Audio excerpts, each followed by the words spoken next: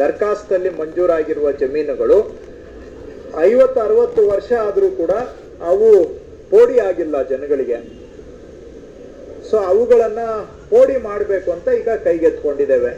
ನಿಮಗೂ ನಾನು ಈ ಹಿಂದೆ ಹೇಳಿದ್ದೇನೆ, 3 ವರ್ಷದ ಅವಧಿಯಲ್ಲಿ ತಗೊಂಡ್ರೆ ಎಷ್ಟು ಸರ್ಕಾರದಿಂದ ಮಂಜೂರಾಗಿದ್ದಂತಹ ಜಮೀನುಗಳು ದರ್ಖಾಸ್ತು ಪೋಡಿ ಆಗಿದೆ ಅಂದ್ರೆ 3 ವರ್ಷದಲ್ಲಿ 5801 ಪ್ರಕರಣ ಆಗಿತ್ತು. ಇದು ಸುಮಾರು ಬಾಕಿ ಇದಾವೆ. ದರ್ಖಾಸ್ತಲ್ಲಿ ಸರ್ಕಾರದಿಂದ ಮಂಜೂರಾದಂತಹ ಜಮೀನುಗಳು ಪೋಡಿ ಆಗದೆ ಉಳಿದಿರ್ತಕ್ಕಂಥವು. ಇವುಗಳನ್ನೆಲ್ಲ ಸರ್ಕಾರನೇ ಪೋಡಿ ಮಾಡಿಕೊಡ್ಬೇಕು.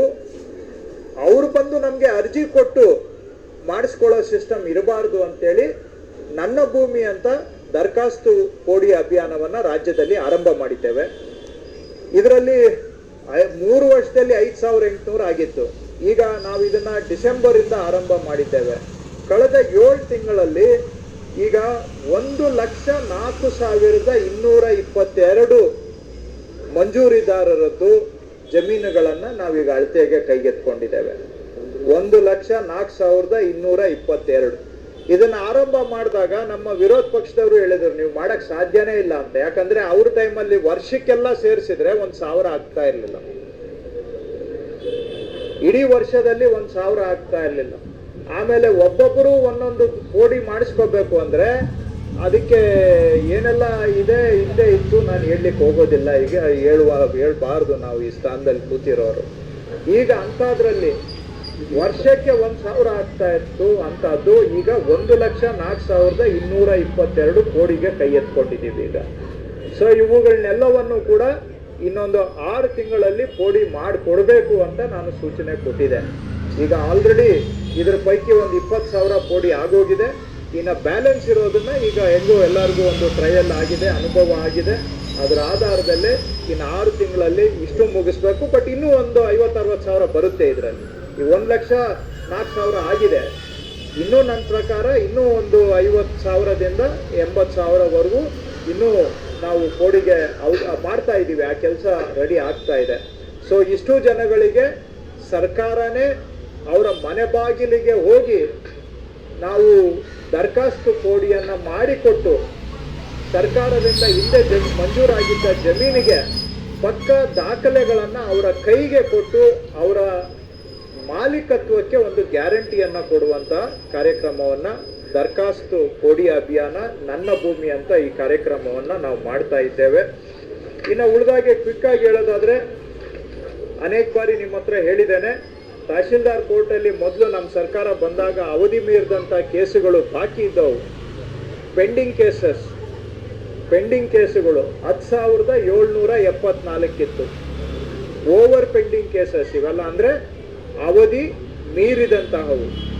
ಇವತ್ತು ಅದು ಬಾಕಿ ಇರೋದು 457 ಕೇಳಿಸಿದ್ದೇವೆ. 10,774 ಇತ್ತು. ಇವತ್ತು ಅವಧಿ ಮೀರಿದಂತಹ ಪ್ರಕರಣ ಬಾಕಿ ಇರೋದು 457 ಇಡೀ ಸ್ಟೇಟ್.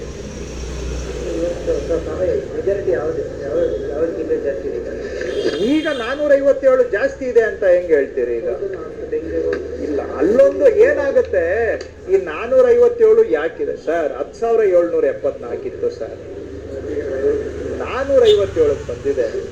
ಇದು ನೀವು ಜಾಸ್ತಿ ಅಂತೀರಾ? 10,774 ಕೇಳಲಿಲ್ಲ ನೀವು ಯಾರು ಕೂಡ. 457 ಇಳಿಸಿದೀವಿ ಅಂದ್ರೆ ಅದು ಎಲ್ಲಿ ಜಾಸ್ತಿ ಇದೆ ಅಂದ್ರೆ, ಅದು 457 ಯಾಕಿದೆ ಅಂದ್ರೆ ಅವೆಲ್ಲ ಎಷ್ಟು ದಿನ ಡಿಲೇ ಇದೆ ಅಂದ್ರೆ 2 days 3 days ಕ್ರಾಸ್ ಆಗಿರುತ್ತೆ. ನಾನು ತಹಶೀಲ್ದಾರ್ಗೆ ಕೇಳಿದೆ ಯಾಕಪ್ಪ 2-3 ದಿನಕ್ಕೆ ಅಂತ. ಸರ್ ಲೀವ್ ಹೋಗಿದ್ದೆ ಸರ್, ಅದು ಟ್ರಾನ್ಸ್ಫರ್ ಹೀಗಾಗಿದ್ದೀನಿ ಸರ್, ಈ ಕಾರಣಕ್ಕೆ ಅಲ್ಲೊಂದು ಇಲ್ಲೊಂದು ಕೇಸು. 240 ತಾಲೂಕಿದೆ. ಒಂದು ತಾಲೂಕಲ್ಲಿ ಒಂದು ಕೇಸು 2 ದಿನಕ್ಕೆ ಹಿಂಗಾದ್ರೂ ಕೂಡ ಅದು ಅಲ್ಲಿ ಬರುತ್ತೆ ಅಷ್ಟೇ. ಇವು ಯಾವ ಇದು ಅವಧಿ ಎಷ್ಟು ದಿನಕ್ಕೆ ಮೀರಿದೆ ಅಂತ ನೋಡಿದ್ರೆ 2 ದಿನ ಅಥವಾ 3 ದಿನ ಅವಧಿ ಮೀರಿರುತ್ತೆ ಅಷ್ಟೇ.